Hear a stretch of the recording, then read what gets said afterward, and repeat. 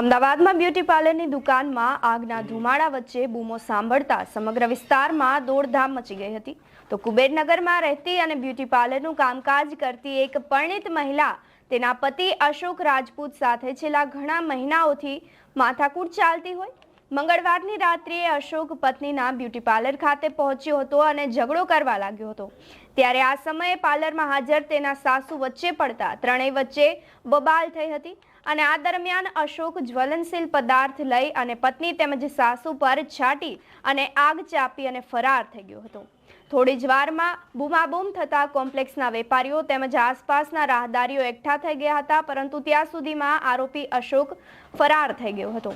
ત્યારબાદ ત્યાં હાજર લોકોએ સળગતી મહિલા અને તેની માતા પર પાણીનો મારો ચલાવી અને આગને બુઝાવવાનો પ્રયત્ન હાથ ધર્યો હતો. માતા પુત્રીને સારવાર માટે હોસ્પિટલ ખાતે ખસેડવામાં આવ્યા છે. જેને લઈ આપનું શું માનવું છે અમને કમેન્ટ કરી ચોક્કસથી જણાવશો.